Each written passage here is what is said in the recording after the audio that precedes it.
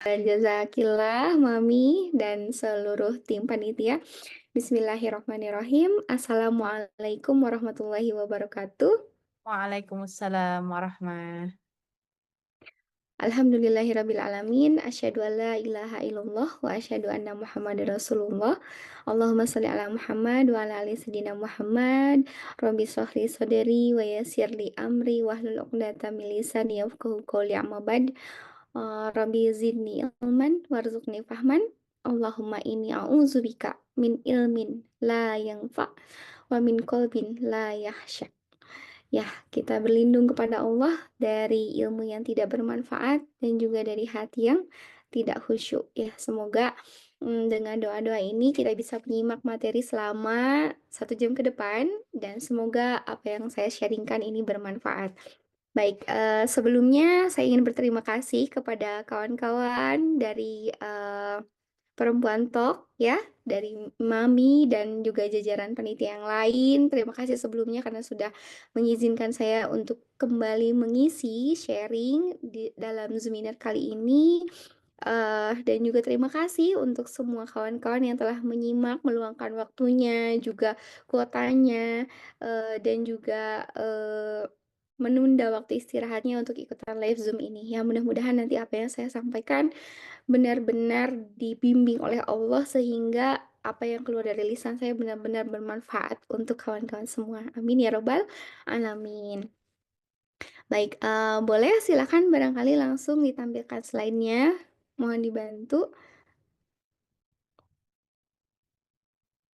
Ya, sambil menunggu ya, sambil menunggu slide-nya. Baik, beberapa hari terakhir ini kita mungkin familiar dengan beberapa kasus ya di layar lebar, di media sosial, dan salah satunya yang paling mengiris hati kita adalah ada sebuah kejadian di mana ada seorang ibu yang uh, bunuh diri gitu kan, dan juga mengajak kedua putranya gitu kan, putra-putrinya. Nah, hal ini kalau misalnya kawan-kawan ingat gitu ya, tidak hanya berlaku satu kali, mungkin ke belakang kita pun sering menemukan beberapa kasus di mana seorang ibu yang juga hendak depresi dan juga hendak mengakhiri hidup bersama anak-anaknya.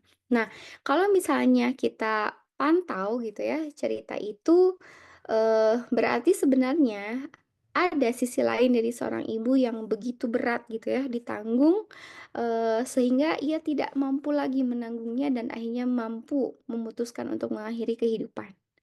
Pikirnya mungkin, itu adalah solusi dari setiap masalah. Padahal bunuh diri itu sendiri adalah awal dari sebuah masalah. Dalam sebuah hadis dikatakan, barang siapa seseorang membunuh dirinya dengan cara ditusuk, maka nanti kelak di akhirat dia akan selamanya ditusuk menggunakan senjatanya itu. Pun apabila, jadi kalau misalnya bunuh diri dengan senjata tertentu, nah nanti di akhirat itu pun akan selamanya dia terima di akhirat.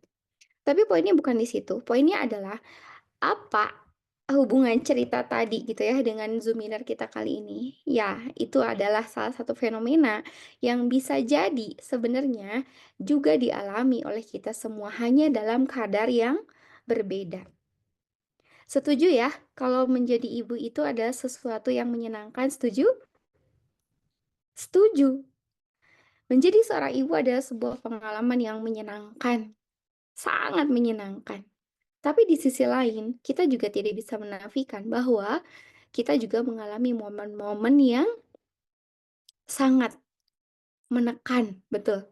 Tidak hanya menekan fisik, tapi juga menekan secara mental. Nah, oleh karena itulah, insya Allah mulai dari pekan ini, mulai dari Zoominar pertama ini, kita akan mengupas gitu. Bagaimana sih eh, kira-kira ya strateginya agar ketika kita memiliki peran sebagai seorang ibu dengan semua tantangannya, kita mampu memiliki resiliensi, kita mampu memiliki daya tahan, kita mampu memiliki strategi untuk menghadapi tantangan-tantangan itu, sehingga tantangan itu tidak membuat kita depresi, apalagi sampai memiliki keputusan untuk mengakhiri hidup dengan bunuh diri. Nauzubillah min dalik. Ya, nah baik.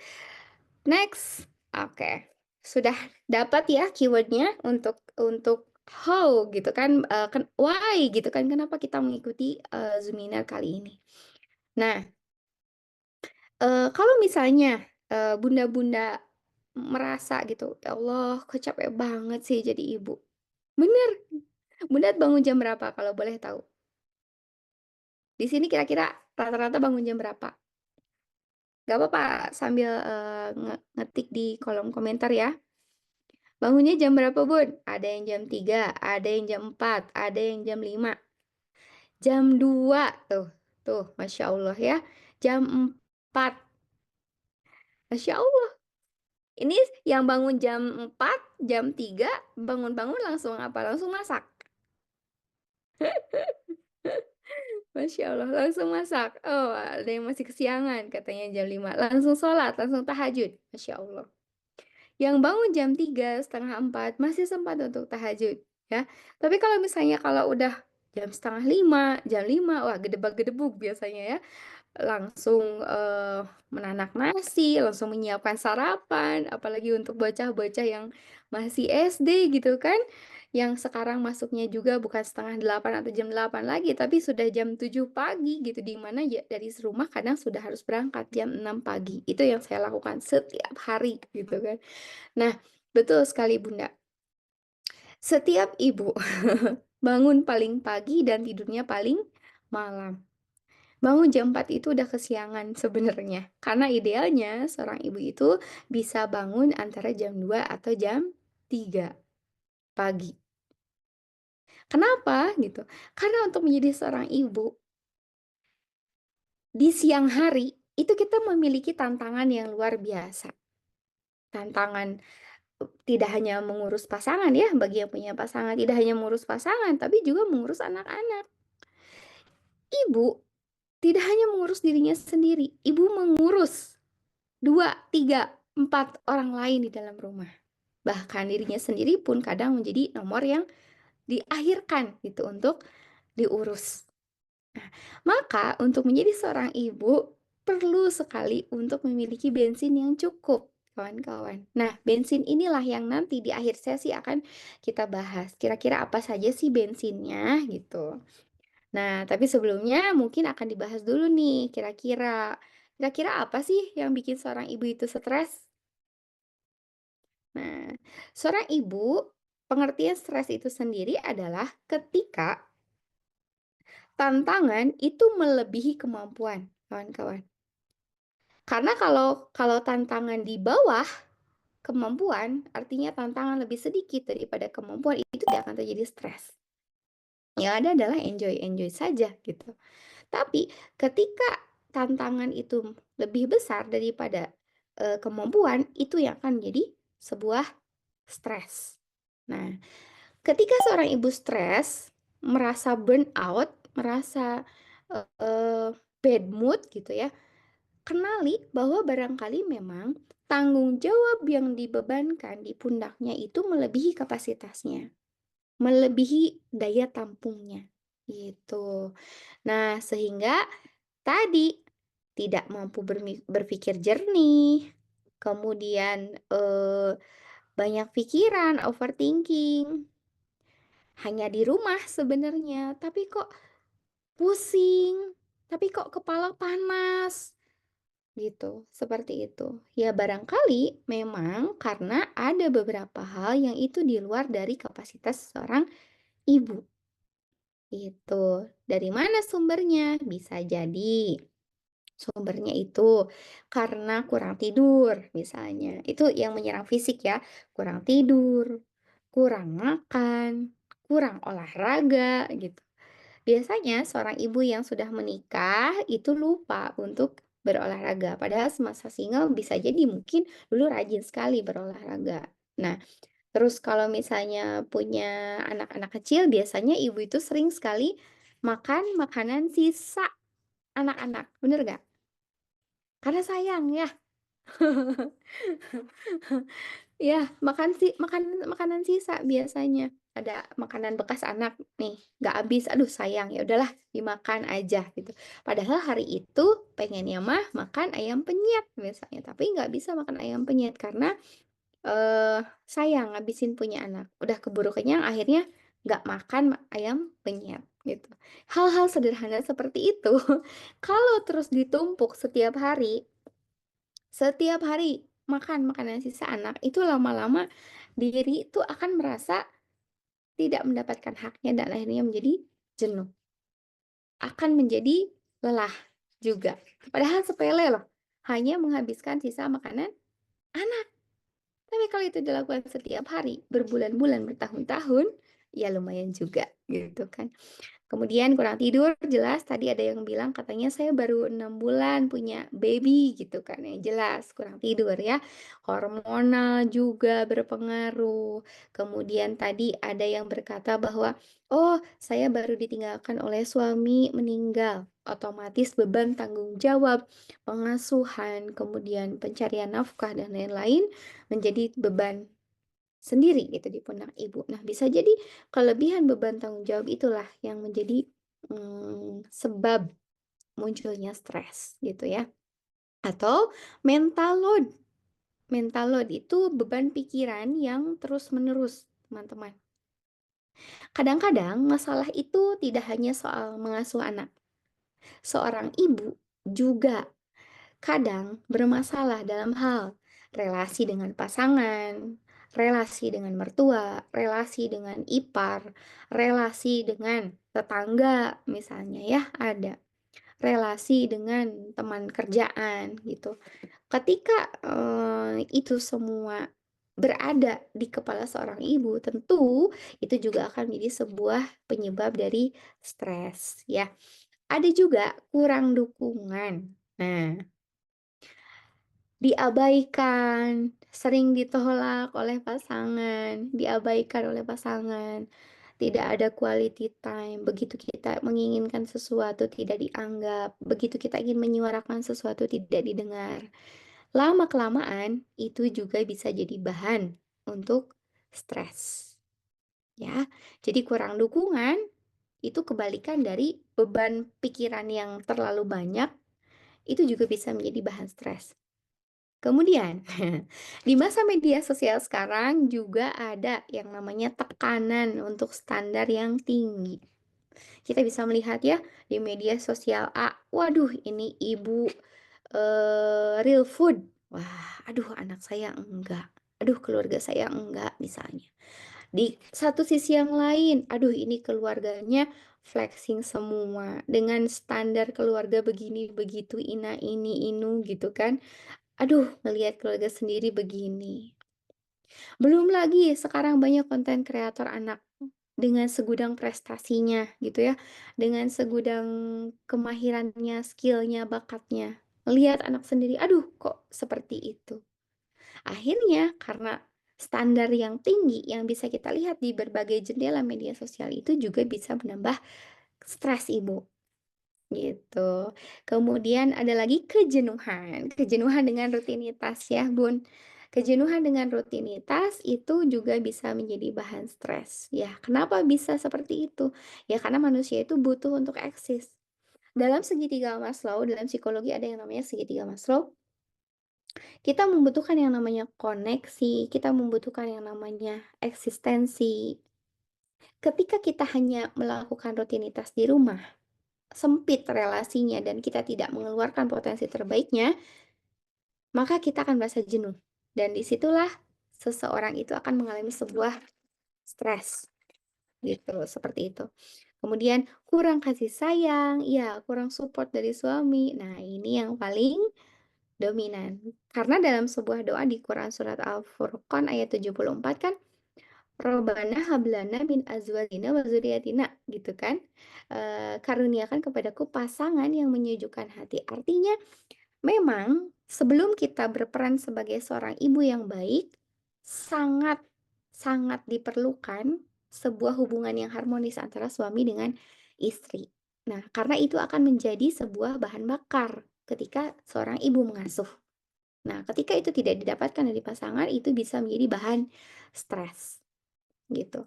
Nah, kemudian ada lagi kurang berelasi, ya sama seperti tadi kejenuhan. Ketika seorang ibu yang mungkin sebelum menikah begitu luas pergaulannya, ketika menikah tiba-tiba menyempit, Nah, itu juga akan menjadi salah satu sarana stres ibu. Karena tadi seperti di segitiga Maslow, kita membutuhkan kebutuhan untuk terkoneksi atau berelasi dengan yang lain. Dan yang paling penting adalah kurang secara spiritual. Ini yang paling fatal. Di antara semua sebab-sebab yang bisa menyebabkan seorang ibu stres, itu adalah sangat kurang secara spiritual.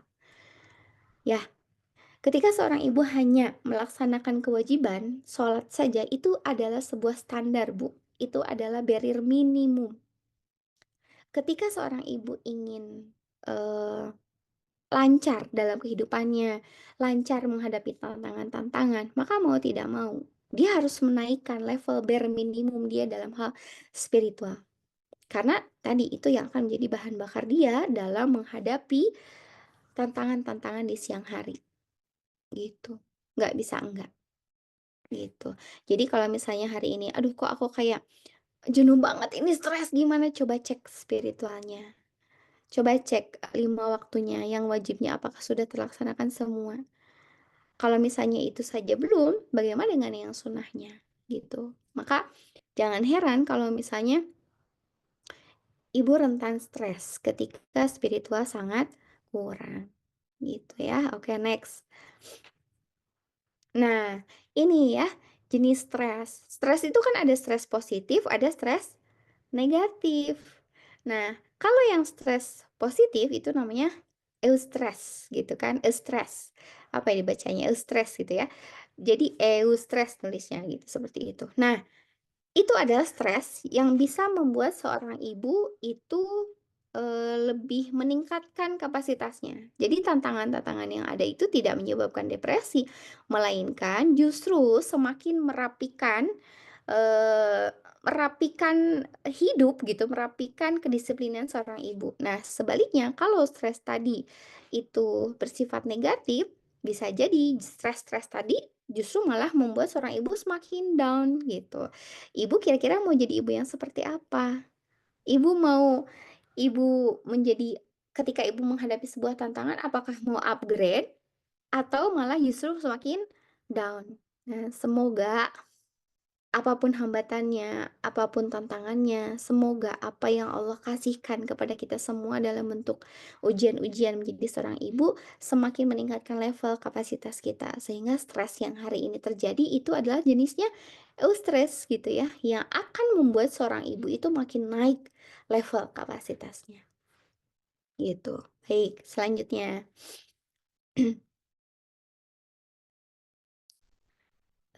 Oke. Nah, ini dia. Kalau misalnya, kita lihat gitu ya, dari paparan sebab-sebab stres yang tadi saya jabarkan di awal gitu, bahwa memang stres pada ibu itu menyerangnya tuh 3. Satu fisik, 2 mental, 3 emosional. Atau satu fisik, 2 pikiran, kognisi, dan yang ketiga adalah hati, Bunda, gitu. Karena elemen-elemen manusia nih, kita kan manusia nih. Ketika kita stres itu, biasanya itu udah menyerang apa ya, elemen-elemen tubuh gitu, elemen-elemen diri. Dari elemen diri itu nggak cuman hati, Bun. Fisik kita ini juga bagian dari diri kita yang penting. Dan pikiran kita, otak kita, ini juga sesuatu yang penting dan berharga. Nah, ketika kita stres, seorang ibu itu stres, artinya ini udah kena nih tiga-tiganya. Satu, fisiknya sudah terkena gitu kan, lelah fisik, pikirannya juga sudah kena, dan emosionalnya juga sudah kena. Maka nanti yang akan kita bahas adalah gimana cara merapikan gitu kan, menyembuhkan ketiga elemen itu.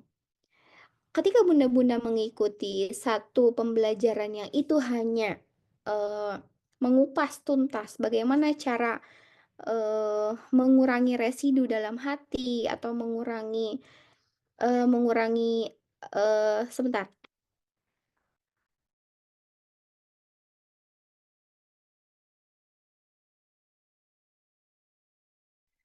Eh, nah, ketika ibu hanya mengikuti salah satu media pembelajaran yang itu hanya menguras residu dalam emosi atau dalam hati saja, tapi tidak melakukan gitu ya, treatment terhadap pikiran dan fisik, maka tidak akan begitu berarti, Bun. Karena sebagai diri, kita tuh punya 3 elemen. Bahkan kalau dalam Islam tuh ada 4 elemen ya. Ada nafas, kalbu, gitu kan. Ada ruh, ada akal, gitu. Seperti itu. Ditambah juga dengan hal fisiknya, gitu. Nah, jadi treatmentnya itu nggak boleh hanya kita menguras emosi saja gitu. Tapi harus juga ditambah dengan apa sayang? Oh, minum ini. Ini. Sebentar. Sebentar ya, Nak. Sebentar. Sebentar ya, Teteh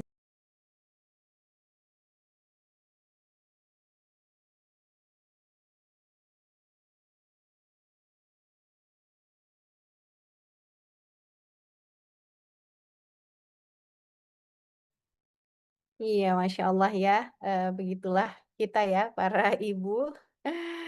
Tetap aja anak-anak pasti bergantungnya sama kita ya. Yang dicari mami, mama, bunda gitu ya. Masya Allah.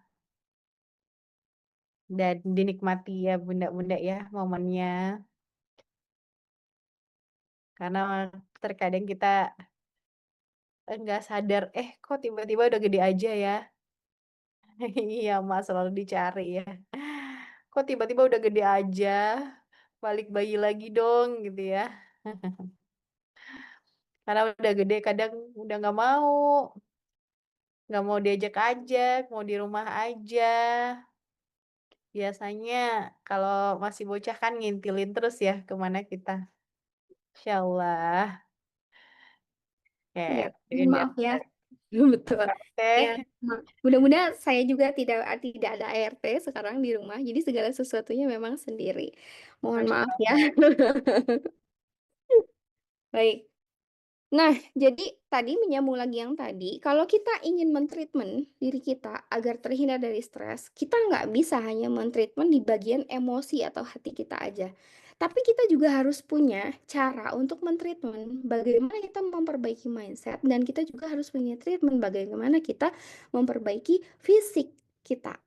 Karena diri itu tidak hanya elemen hati gitu, tapi juga terdiri dari elemen fisik dan elemen pikiran, elemen akal, seperti itu. Nah, maka oke, selanjutnya Teh, silahkan. Nah, gitu. Nah, ketika seorang ibu stres, maka seorang ibu akan kehilangan fitrah menjadi ibu. Ya, fitrah menjadi ibu tuh apa? Fitrah menjadi ibu itu adalah al-wadud. Allah itu menurunkan, memberikan rahim kepada seorang wanita, salah satu hikmahnya adalah untuk sifat al-wadud. Al-wadud itu adalah artinya penuh dengan kasih sayang. Ketika seorang ibu lelah jiwa raganya, lelah secara mental, lelah secara fisik, maka akan ada muncul sosok-sosok ibu yang keras.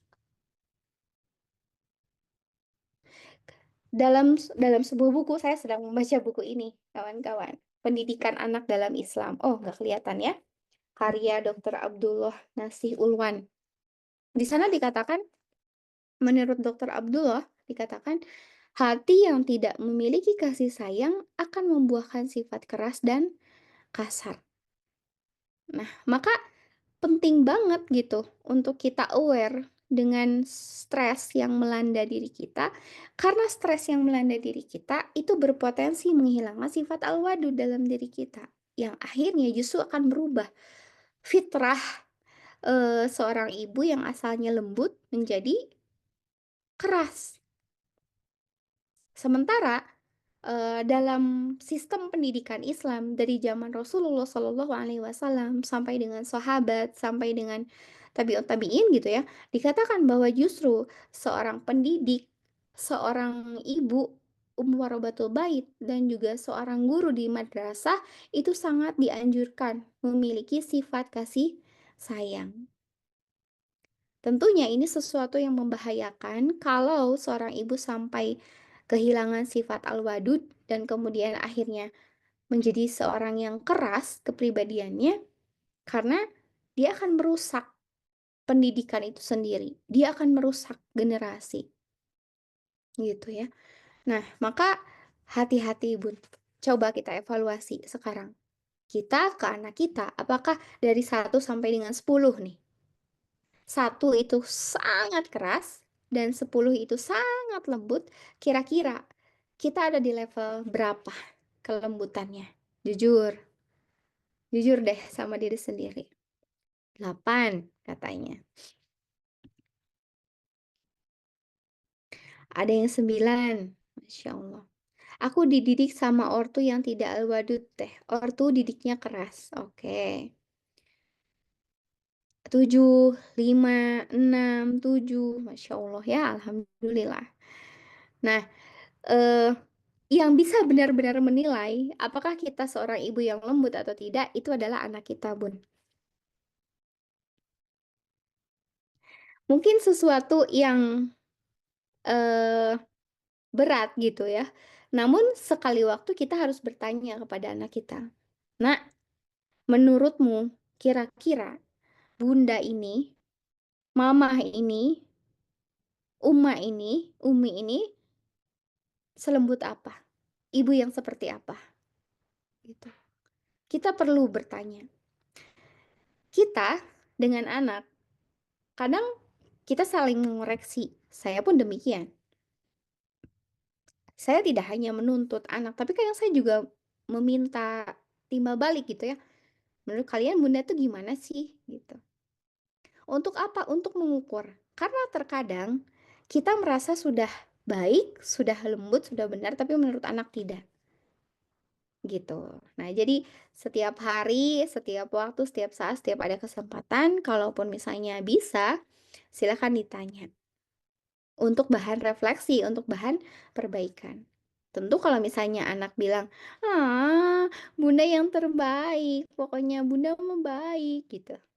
Atau misalnya ketika kita agak meninggi sedikit, agak mendisiplinkan sedikit, anak-anak tiba-tiba bilang, kenapa bunda ngomongnya seperti itu? Kan biasanya bunda nggak gitu ngomongnya lembut, aku gak suka. Misalnya. Ah, berarti itu evaluasi aslinya, bundanya lembut.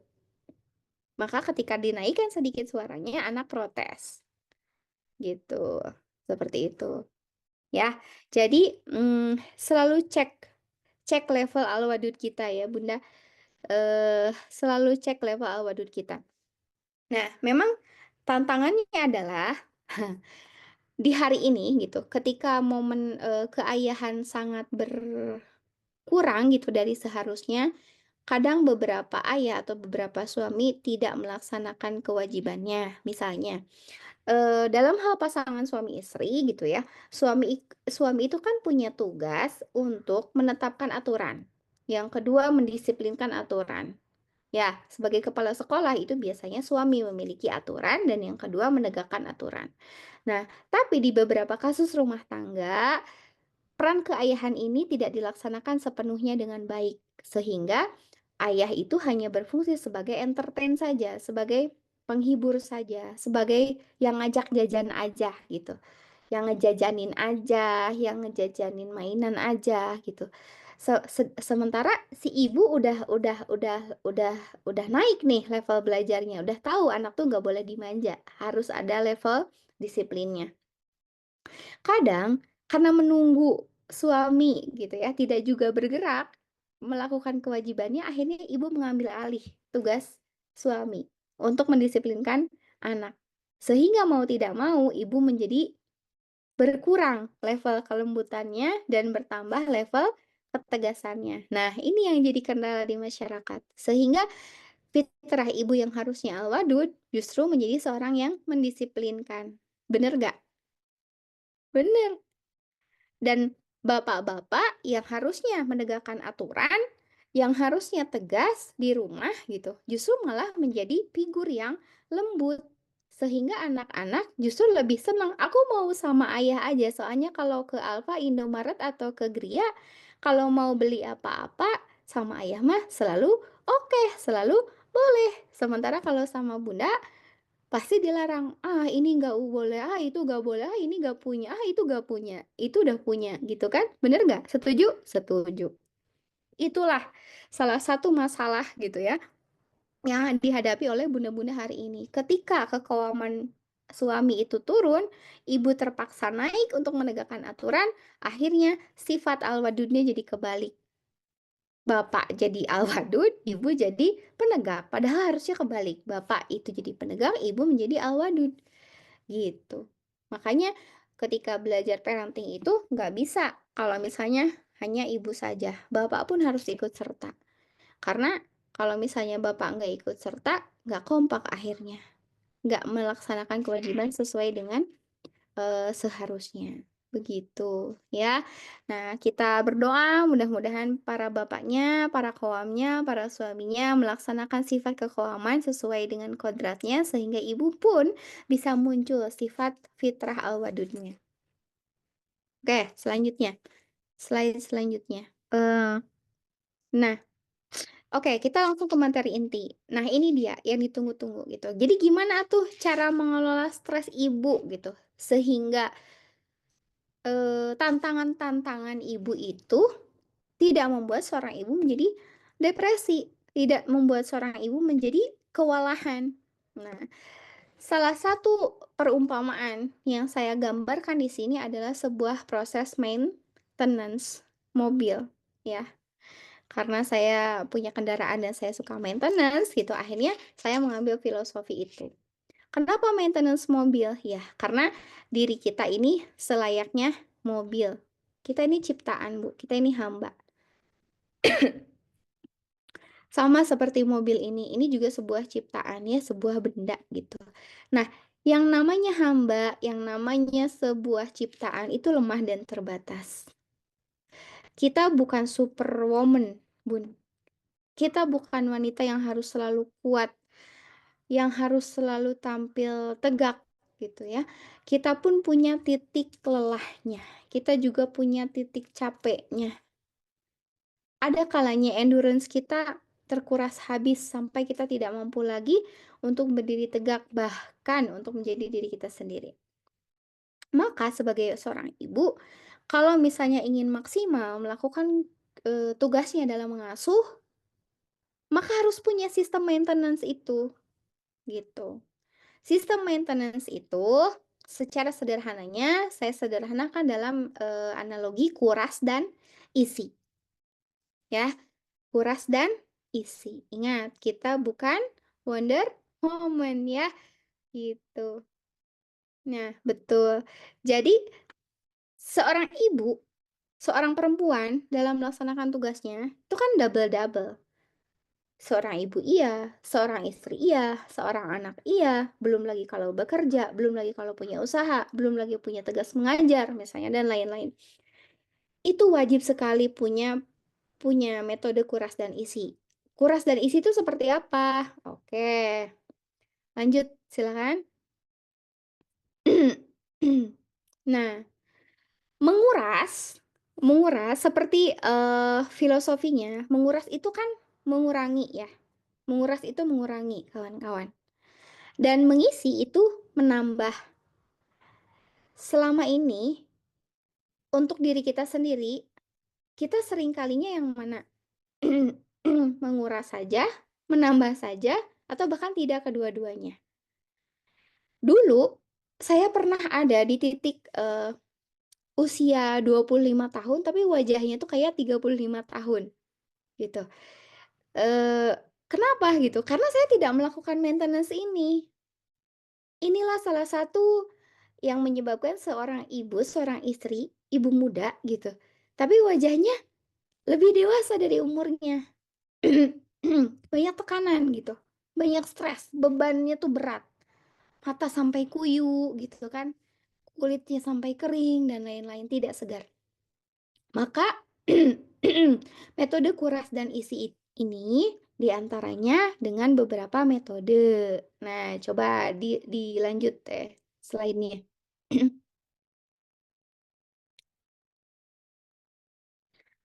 Yang pertama itu adalah, kuras residu. Kuras residu ya. Tadi di awal Tadi di awal kita kan sudah jabarkan nih, beberapa hal yang bisa membuat seorang ibu ini merasa stres gitu kan, mulai dari hal fisik, mental, sekaligus juga emosional. Nah, dari beberapa faktor ini dijabarkan atau dianalisa bahwa kalau kurang makan ya berarti solusinya adalah makan. Kalau kurang tidur ya solusinya adalah istirahat gitu. Kalau misalnya overload, beban pikirannya terus-menerus, ya bisa jadi dengan menangis. Oh, ini kurang tepat ya, tapi kurang lebih seperti ini. Nah, kemudian ada juga misalnya kelebihan tanggung jawab. Ini bisa juga dengan delegasi, Bu. Kalau misalnya memang keberatan dengan tugas mencuci, tugas rumah tangga, tugas menyetrika, tidak ada salahnya untuk mendelegasikan tugas. Ibu itu perannya seorang manajer, bukan worker. Itu yang saya pahami. Dulu saya punya keyakinan kalau seorang istri, seorang perempuan nge-laundry itu kayaknya hina banget gitu. Karena mama saya dulu melakukan segala sesuatunya A to Z-nya itu sendiri. Sehingga saya tuh sering merasa bahwa kok saya manja banget sih nge-laundry baju gitu. Akhirnya A to Z-nya saya laksanakan sendiri. 5 tahun pernikahan saya laksanakan sendiri tuh. Mulai dari cuci bajunya suami, cuci bajunya anak, beres-beres rumah, ngepel, sapu, nyapu, masak segala macam, itu sendiri. Nggak ada tuh istilahnya beli-beli makan dulu mah gitu ya. Nggak ada tuh istilahnya delegasi laundry. Nah, tapi ketika saya memahami bahwa, oh iya memang seorang ibu itu adalah seorang manajer, maka saya mulai mendelegasikan pekerjaan apa yang bisa saya delegasikan. Kalau misalnya memang saya merasa lelah, tidak apa-apa untuk mendelegasikan tugas. Itu bukan suatu kehinaan. Itu bukan suatu kemunduran, gitu. Aduh pengen real food, tapi nggak bisa masak, ya udah beli aja di warteg, nggak apa-apa, gitu. Standar kita ini, bukan berarti ketika menjadi seorang istri yang sempurna itu segala sesuatunya kita kerjakan, bukan. Yang penting selesai pada waktunya, terpenuhi, terchecklist sesuai dengan kebutuhan, itu standarnya, gitu. Jadi tidak apa-apa kalau kita mendelegasikan tugas. Laundry, kalau emang capek ya laundry aja, nggak apa-apa. Teh uangnya nggak cukup, ya sesekali aja. Bener-bener ketika capek, ya bener-bener delegasikan, gitu. Ketika capek ngurus anak, nggak apa-apa sesekali titip ke orang tua, titip ke saudara, titip ke ayahnya misalnya. Aduh aku capek banget, itu bukan suatu keburukan kok kita nitipin anak gitu ya, seperti itu. Nah kemudian, kalau misalnya mental load gitu ya, beban pikiran yang terus-menerus, tidak lain dan tidak bukan solusinya adalah sharing. Sharing itu bisa secara lisan ataupun tulisan, kemudian, kita juga bisa berelasi sehingga kita ada teman mengobrol. Berelasi itu kan memang tadi ya, butuh dengan pasangan, tapi kalau misalnya tadi ada yang bertanya di kolom chat, "Tapi pasangan saya tidak mendukung, kurang mendukung," misalnya, "saya tidak mendapatkan kasih sayang itu dari pasangan." Oke, seorang perempuan itu ketika dia berelasi memang secara, psikologis itu tidak hanya soal seksual ya gitu, tapi justru lebih kepada koneksi atau hubungan. Nah, ketika dengan suami ternyata sudah diupayakan, sudah diusahakan, ternyata belum ada juga gitu ya timbal balik, belum juga mendapatkan perasaan kasih sayang yang cukup, maka seorang istri silakan berelasi dengan di luar, dengan sesama jenisnya. Nggak boleh di luar, nggak boleh, lawan jenis ya, harus sesama jenis. Silahkan ikutan ngaji, yang itu seminggu sekali, yang kemudian teman-teman di sana bisa ngobrol secara deep talk gitu. Saya punya, seminggu sekali saya halakoh. Seminggu sekali saya halakoh dengan 5 orang kawan saya yang sudah bertahun-tahun itu bareng sama saya gitu kan. Yang di sana ada guru saya bisa ngobrol, saya bisa curhat, ada teman-teman saya juga tempat kita bisa berbagi. Ketika kita curhat dengan teman misalnya, oh ternyata masalah saya belum seberapa dibanding teman-teman saya gitu kan, yang asalnya merasa sedih sendiri, oh ternyata yang lain juga ada yang punya tantangan yang lebih berat gitu. Sehingga menjadi lebih ringan gitu, lebih terbuka juga ketika ada pandangan dari kiri kanan terkait masalah kita. Berelasi itu penting, karena ketika beban pikiran yang terus-menerus itu hanya dipikul sendiri, maka jangan heran kalau ada kasus-kasus seperti di awal tadi, ada ibu yang bunuh diri dan lain-lain. Itu karena dia tidak, menumpahkan kekhawatirannya, overthinking-nya gitu, ke yang lain. Biasanya dipendam sendiri akhirnya depresi, muncullah bisikan setan dari kanan kiri dan lain sebagainya, gitu. Kemudian juga kalau saya biasanya punya, kawan ngaji, saya berteman dengan guru, saya berteman dengan orang yang mengaji, kemudian juga saya berteman dengan orang yang lucu. Dia tidak ngaji, tapi dia lucu. Saya menyebutnya teman endorfin. Jadi kalau dia ngelucu, saya ikut senang, saya ikut ketawa, gitu kan. Kemudian juga ada teman bertumbuh, Teh Fufu Elmat, Umu Balkis, Teh Fitri yang dari Sintesa, itu teman-teman saya bertumbuh. Gitu ya. Bu Zerina Banu, itu teman-teman saya bertumbuh, Teh Tantri, itu teman-teman saya bertumbuh. Ketika akhirnya gitu saya tidak hanya fokus pada masalah, tapi juga ikut belajar, ikut menaikkan kapasitas diri, ikut bertumbuh. Di situ akhirnya pemikiran saya bertambah gitu kan, kapasitas saya bertambah. Karena seseorang manusia itu individu itu perlu bertumbuh. Gitu ya. Jadi tadi ada guru, ada kawan mengaji, ada teman endorfin yang lucu ini gitu. Kemudian ada teman bertumbuh gitu ya, seperti itu. Minimal kita punya 4 circle ini dan kalau saya ditambah satu lagi, kawan kuliner. Saya ada satu lagi kawan kuliner. Kenapa gitu? Saya berelasi loh gitu dengan mereka gitu. Karena saya tidak bisa apalagi dengan kondisi misalnya nih tadi ya ada salah satu kawan kita yang mungkin, ditinggal meninggal oleh pasangan, atau misalnya ditinggal bercerai gitu kan, itu wajib sekali berelasi. Karena ketika sendirian, itu khawatir sekali dengan berbagai, pikiran-pikiran overthinking-overthinking, maka perlu untuk mendapatkan teman. Yang masih punya pasangan pun harapannya yang memiliki kawan, minimal 2, satu kawan mengaji atau guru mengaji, yang kedua kawan bertumbuh. Ini penting sekali, nggak boleh enggak. Saya sangat menyarankan itu ya teman-teman. Oke, kemudian benahi mindset, kemudian juga me time dan tazkiyatun nafs, gitu ya, seperti itu. Ini wajib sekali. Nah, apa hubungannya dengan yang tadi? Oke, slide selanjutnya. Apa hubungannya dengan kuras dan isi, gitu ya, dan dengan penjabaran yang sekarang? Inilah, gitu ya. Kalau kita masukkan solusi-solusi tadi dalam metode kuras dan isi, inilah dia. Menguras itu saya ibaratkan sebagai mengeluarkan residu-residu, kawan-kawan. Menguras itu mengeluarkan residu-residu. Jadi kekesalan dalam hati, kebingungan, kemudian kekesalan, emosi negatif, itu biasanya dikeluarkan lewat ini, makan, tidur, istirahat, sharing, lisan, tulisan, bercerita, dan nangis. Dalam sebuah jurnal diketahui bahwa menangis itu mengandung kortisol katanya. Jadi, kenapa akhirnya dengan menangis kita bisa lega ya, karena di dalam air yang keluar lewat air mata itulah ada kortisol, hormon kortisolnya gitu ya. Ada hormon yang menyebabkan kita sedih, suasana hati gitu kan, suasana hati bad mood, itu keluarnya lewat tangisan. Makanya kalau ibu mau nangis, nggak apa-apa nangis aja gitu. Nangis itu bukan tanda lemah, nangis itu ya hanya ekspresi jiwa saja, ekspresi sedih saja, tapi bukan tanda kelemahan.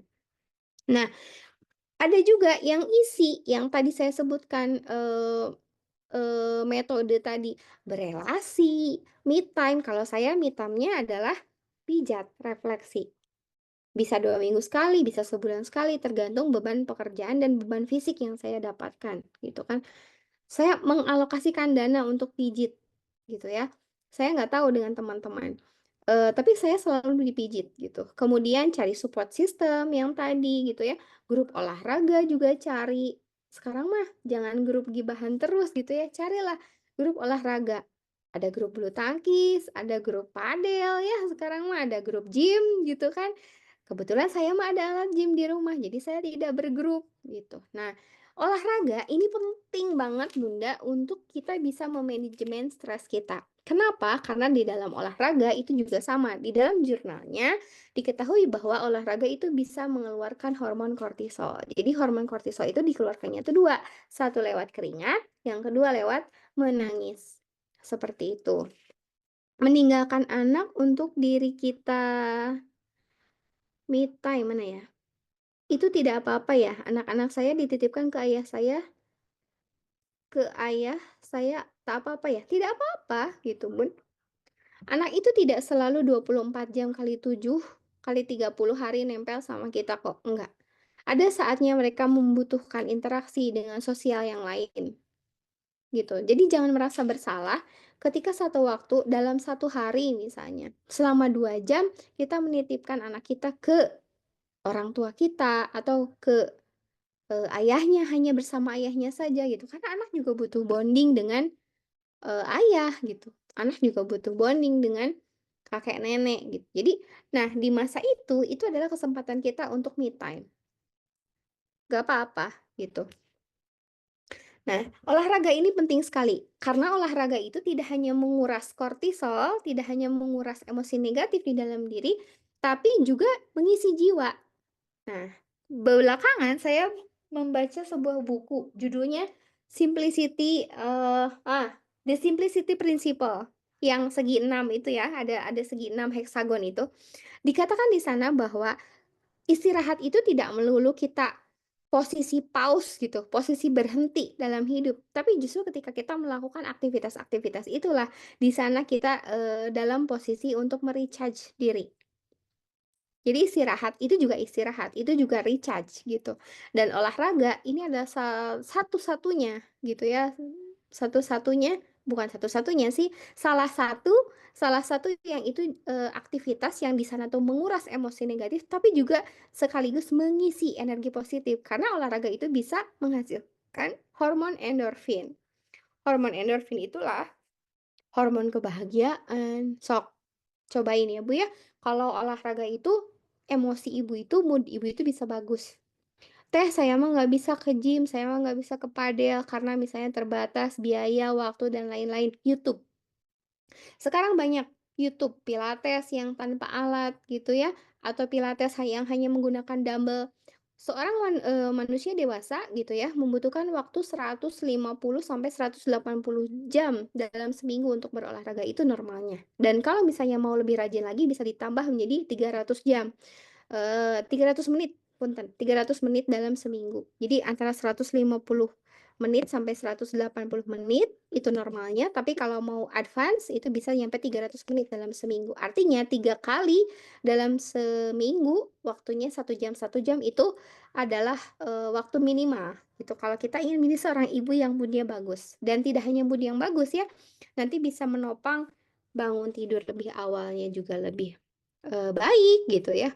Berasa tuh, kalau bangun tidur, awalnya udah mulai males-males, tahajudnya udah mulai males, udah susah susah bangun malam, itu artinya kurang olahraga. Sok, dicobain. Karena saya berasa, dan ya, apa ya, saya nggak saya sharing gitu, ketika saya sharing tuh artinya saya pun melakukan itu, kawan-kawan. Saya punya checklist. Nih, saya punya checklist yang di mana checklist ini tuh menandakan berapa kali saya olahraga dalam sebulan, yang saya checklist ini, gitu. Berapa kali saya olahraga dalam sebulan. Ibu ibu jangan hanya rajin mengevaluasi anak, ibu juga harus mengevaluasi diri ibu sendiri, gitu. Nah, oke, dilanjut. Dilanjut slide-nya. Oke, nah jadi tadi ya, semua kegiatan ini harapannya itu bisa dilaksanakan. Nah, ini tadi jurnal yang saya singgung ya, terkait dengan, menangis, terkait dengan berolahraga yang bisa mengeluarkan kortisol dan juga membangun endorfin. Oke, eee, dilanjut lagi slide-nya Teh, maaf. Nah, ini gitu ya, karena tadi, kita singgung di awal bahwa yang namanya manusia itu memiliki 3 elemen minimal gitu ya, yaitu hati, kemudian fisik, dan juga pikiran. Nah, seorang ibu itu seringkali rusak gitu ya, awalnya itu dari mindsetnya. Kita seringkali kesal, kenapa sih kita sudah mencoba menasehati tapi kok anak tidak berubah? Kita sudah mencoba berbagai tips tapi kok ternyata tidak mempan. Yang harus diingat oleh seorang ibu adalah bahwa mendidik itu tidak mendadak.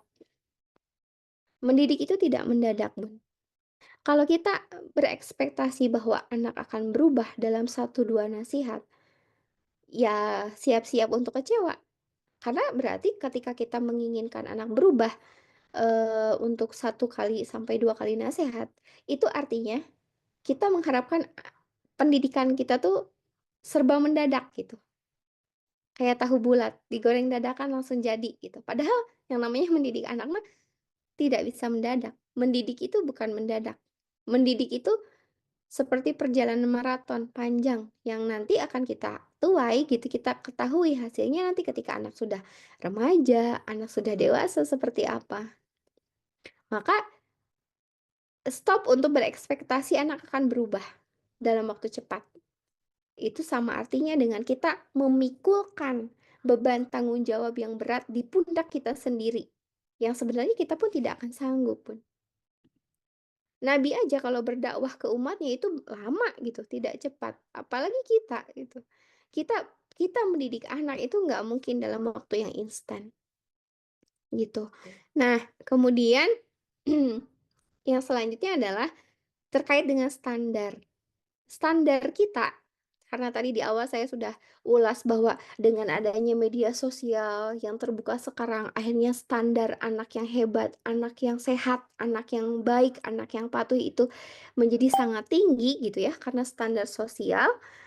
Yang harus diingat adalah bahwa standar kita itu bukan standar sosial yang ada di media sosial, melainkan KMS, tahu ya KMS?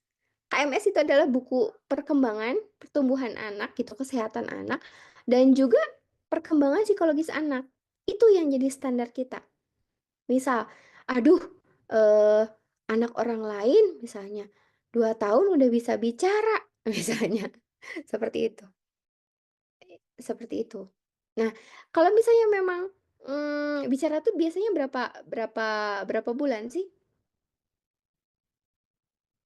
Ya ya akhirnya standarnya tuh bukan anak orang lain gitu. 2 tahun udah bisa lari misal, udah bisa jalan lancar misalnya. Ya anak kita mah belum, ya udah nggak apa-apa, yang penting sesuai dengan KMS-nya. Kalau misalnya berat badan anak kita naik sesuai dengan jalur KMS-nya, itu berarti sudah sehat. Walaupun mungkin di antara rekan-rekannya gitu kan, termasuk berat badannya tuh kecil, seperti itu. Ya, selama KMS-nya itu tetap naik, ya berarti kita dalam track yang benar. Jadi tidak usah kita membanding-bandingkan, "Kenapa sih kamu kurus sih, Nak? Tuh yang lain mau meni gara rendut gitu lucu, ih kamu mau meni kurus gitu." Nah, itu nggak boleh. Selama KMS-nya naik, ya kita bisa katakan anak kita sehat. Jadi kita ibu aja tidak mau dibandingkan dengan orang lain. Sama, anak juga tidak mau dibandingkan dengan orang lain. Nah, ketika kita membandingkan anak kita dengan anak orang lain, itu sama saja. Artinya kita sedang memperburuk pikiran kita sendiri, menambah beban pikiran kita sendiri. Gitu. Sama juga misalnya halnya dengan, aduh anak orang lain udah nyampe 10 juz hafalannya, aduh anak saya baru 3 juz. Kalau saya tidak mau berpikir seperti itu, Bun. Ketika tahun kemarin anak saya hafal 2 juz, hari ini anak saya hafal 3 juz, saya mah udah alhamdulillah, masya Allah gitu ya. Alhamdulillah banget, karena standar kita bukan anak orang lain. Standar kita adalah anak kita yang setahun yang lalu. Apakah lebih baik atau tidak? Gitu. Maka ada kalanya kita harus mulai stop untuk, melihat kanan kiri kita, itu harus mulai pakai kacamata kuda. Fokus mengevaluasi anak-anak kita saja. Fokus mencatat anak-anak kita saja. Fokus mencatat kelebihan dan kekurangan anak-anak kita saja, agar perbandingannya itu ke dalam, bukan perbandingan keluar, gitu. Karena ketika kita mulai memasang standar perbandingan anak keluar, justru kita akan melihat banyak kekurangan pada anak kita. Aduh, anak kita mau begini, aduh, anak kita mau begitu, kurang terus gitu. Padahal kalau kita lihat perkembangan anak kita setahun yang lalu dengan setahun yang ini, mungkin ada lebih banyak kelebihannya yang harus patut kita syukuri dan kita apresiasi gitu. Sehingga kita tidak menekan anak, kita tidak membebani anak gitu ya. Nah, oke, selanjutnya anak itu adalah titipan. Anak itu adalah titipan, bukan investasi. Ini yang harus kita sadari. Ketika kita berinvestasi, logikanya adalah kita selalu ingin meminta timbal balik dari anak gitu ya. Meminta timbal balik tuh ya ya anak memberikan prestasi yang membuat orang tuanya bangga misalnya gitu, dan lain-lain. Nah, tapi kalau misalnya kita sadari bahwa anak itu adalah titipan, maka kita tuh akan fokus untuk nge-give, give aja, give terus ke anak gitu. Dan kita tidak memikirkan apa yang anak berikan untuk kita. Ketika anak marah, kita pun ridho. Ya namanya juga titipan gitu.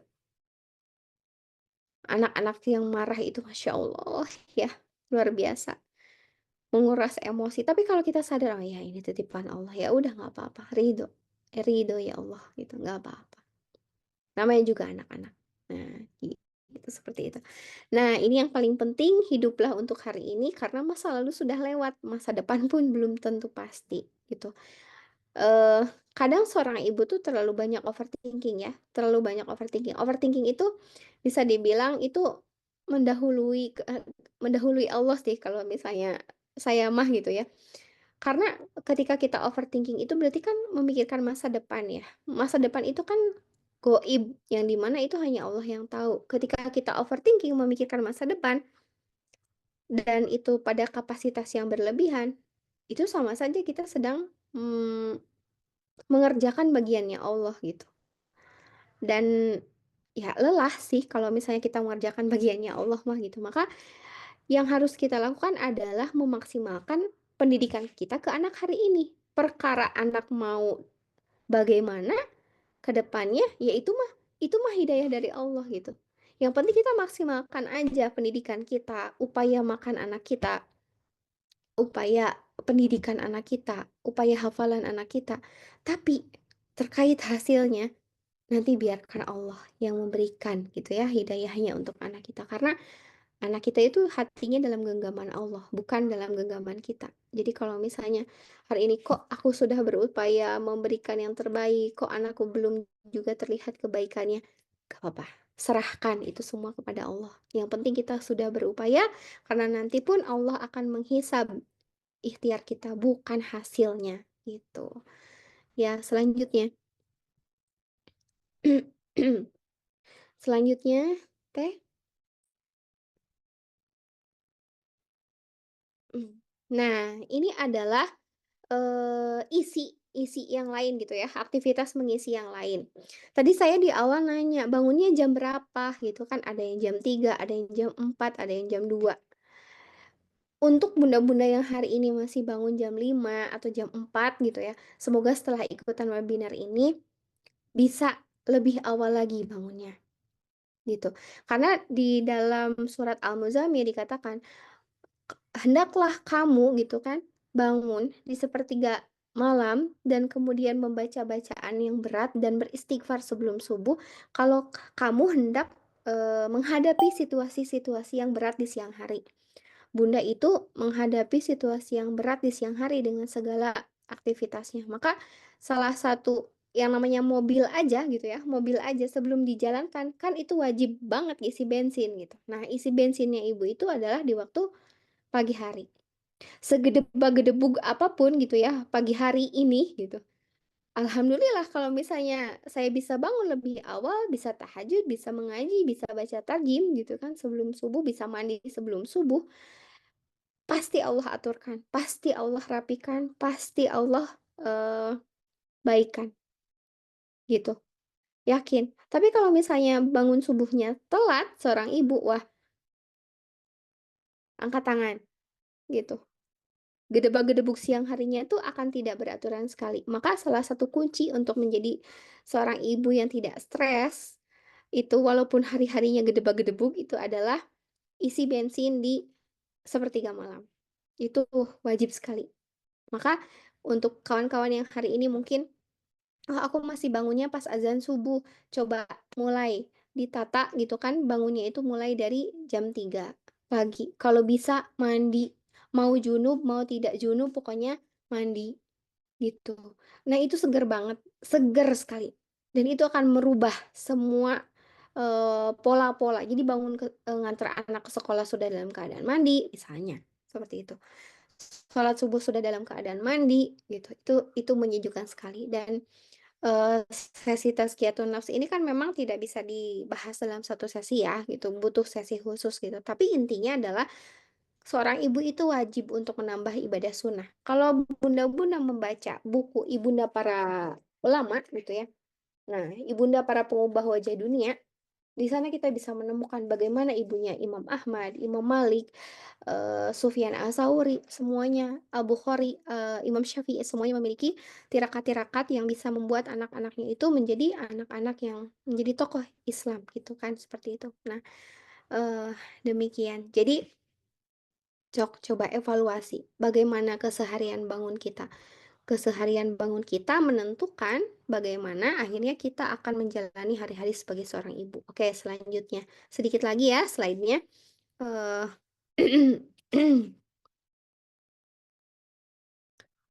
Oke, selanjutnya. Nah, iya. Ibu, ibu boleh capek, tapi ibu tidak boleh menyerah gitu. Karena yang namanya perjalanan menjadi seorang ibu itu adalah perjalanan maraton. Mendidik itu tidak mendadak, Bu. Mendidik itu sangat tidak mendadak. Mendidik itu sebuah perjalanan maraton, sebuah perjalanan panjang.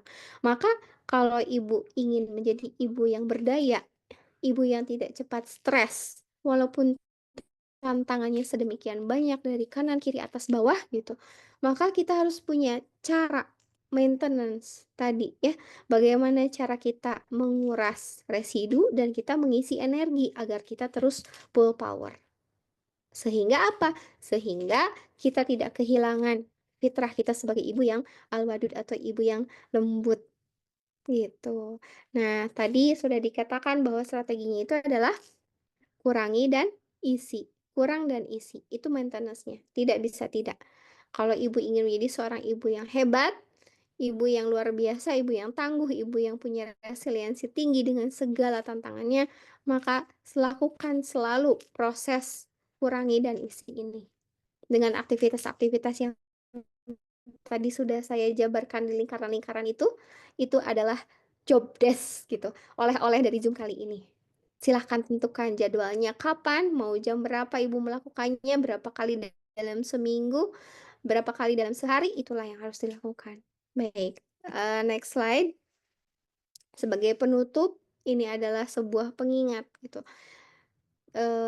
Saya mendapatkan sebuah kalimat dari Imam Ahmad, dikatakan bahwa sesungguhnya Allah Ta'ala jika menghendaki suatu kebaikan bagi suatu keluarga, maka Allah akan memasukkan kelembutan kepada mereka. Sekiranya kelembutan itu adalah perangai, niscaya manusia akan melihat suatu perangai yang lebih baik darinya. Dan sekiranya kekerasan itu adalah perangai, niscaya manusia akan melihat suatu bentuk yang lebih jelek darinya. Nah, Bu, Bun, Mam, Umi, gitu ya. Mari kita upayakan kelembutan itu hadir dalam jiwa-jiwa kita. Mari kita ikhtiarkan supaya kita tidak menjadi ibu yang mudah stres, mudah lelah gitu ya. Mari kita ikhtiarkan, kita jaga sifat kelembutan itu dalam diri kita sehingga hadir kebaikan-kebaikan bagi anak kita, bagi rumah kita, gitu.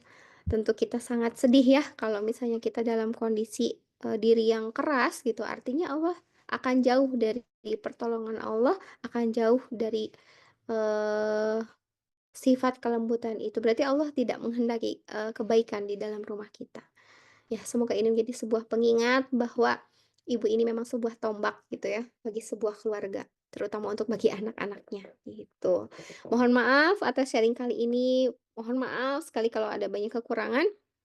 Saya kembalikan kepada Mami dan